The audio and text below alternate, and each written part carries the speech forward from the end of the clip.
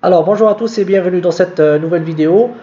Aujourd'hui on va voir comment écrire la fonction qui permet de calculer la longueur d'une liste linéaire chaînée. Alors la longueur d'une liste linéaire chaînée, c'est tout simplement le nombre d'éléments que contient cette liste linéaire chaînée. Donc on va essayer de l'écrire de deux façons différentes. On va écrire plus exactement une version itérative et une version récursive.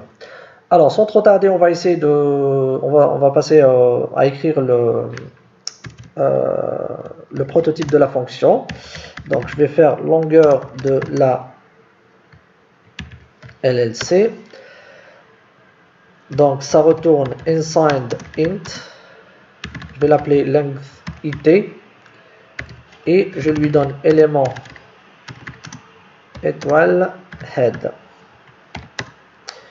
Ensuite, c'est la version récursive. En fait, elle ressemble beaucoup le prototype en tout cas ressemble beaucoup à celui de la version itérative. Donc là on a écrit les deux prototypes. Les deux fonctions prennent un pointeur vers le premier élément, vers la tête de la liste, et elles retournent inside int. Alors inside int, tout ça, pourquoi inside int et non pas int?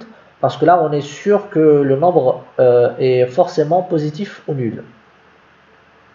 Donc c'est pour ça que c'est un entier non signé. Donc je vais copier les deux prototypes et je viens dans le point C. Je vais les coller ici.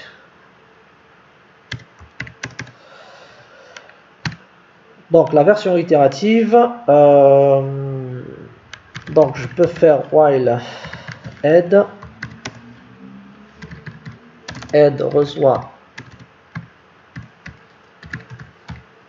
next et cpt++. Donc je déclare ici inside int cpt et je fais return cpt. Alors pour comprendre ça, on déclare cpt qui vaut nul, c'est très important de l'initialiser à 0 ici. Ensuite while head, c'est-à-dire que tant que on n'a pas atteint la fin de la liste, on parcourt, donc on passe à l'élément suivant et on incrémente cpt. Ensuite on retourne cpt. Alors j'ai pu utiliser head ici, tout simplement parce que head c'est une variable locale, donc je peux la modifier comme je veux sans affecter la valeur de l'argument qu'on donne à la fonction. Donc ça c'est vraiment une variable locale à la fonction, même si je la modifie, de toute façon dès que je sors de la fonction, la variable va être détruite.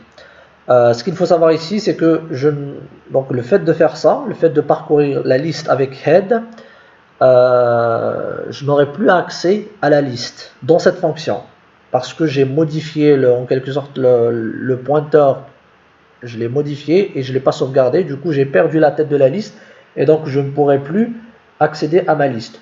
Bon, c'est pas trop méchant ici pour cette fonction, mais bon, ça reste une remarque quand même importante.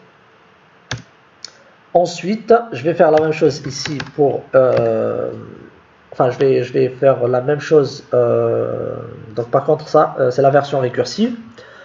Alors on va essayer déjà de trouver les cas particuliers. If non head, c'est-à-dire que si head vaut nul, return 0. C'est la liste est vide. Donc si la liste est vide, ça veut dire qu'elle contient 0 élément et sa longueur c'est 0. Donc maintenant if non head next return 1. Alors comment comprendre ça? Donc ici c'est un else implicite, c'est-à-dire que if, donc si ce if réussit, on sort directement avec 0. Si on ne sort pas, ça veut dire on est dans le else, donc la tête de liste n'est pas vide. Maintenant on teste l'élément suivant, c'est-à-dire le deuxième élément. Si le deuxième élément est vide, ça veut dire qu'il n'y a que la tête de la liste et donc on a 1. Maintenant if on peut faire dans le else, on peut faire return 1 plus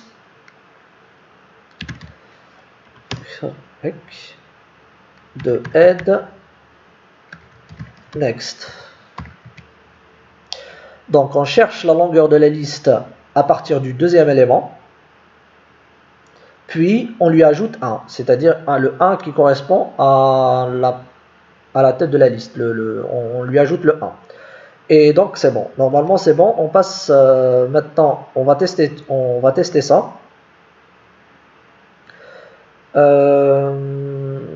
Donc je fais inside int L1 égale length it de P,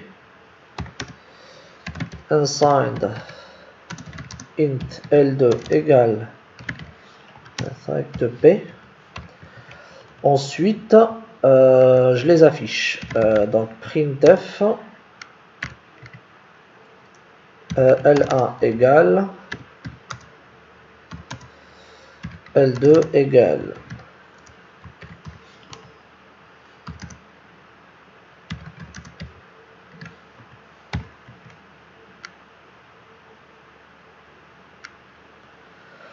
Donc ça nous donne 8. Les deux fonctions nous retournent 8. Alors il y a 10, donc il y a 4 et 4. Donc c'est bon. Maintenant je peux essayer par exemple de voir la longueur de nul. Bon, c'est pas une liste, enfin c'est une liste vide, donc normalement ça nous donne, les deux nous donnent 0. Exactement.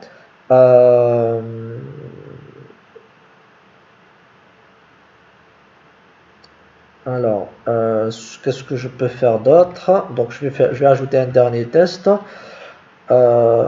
Supposons j'ai ajouté juste le premier, où je fais insert begin P et j'ajoute. Donc j'ai inséré une fois à la fin et j'ai inséré une fois au début, donc normalement 2, les deux fonctions me retournent 2, effectivement L1 égale 2 et L2 égale 2. Donc voilà pour cette fonction qui, enfin plutôt cette vidéo qui a montré comment écrire les fonctions, donc une fonction qui permet de calculer la longueur de la liste, c'est-à-dire le nombre d'éléments d'une liste linéaire chaînée. Donc on l'a fait, on a écrit la version itérative et la version récursive. Donc voilà, j'espère qu'elle vous aura plu. N'hésitez pas à la liker et la partager. N'hésitez pas à vous abonner à ma chaîne YouTube. Je vous retrouve prochainement dans une nouvelle vidéo. Je vous dis à bientôt et au revoir.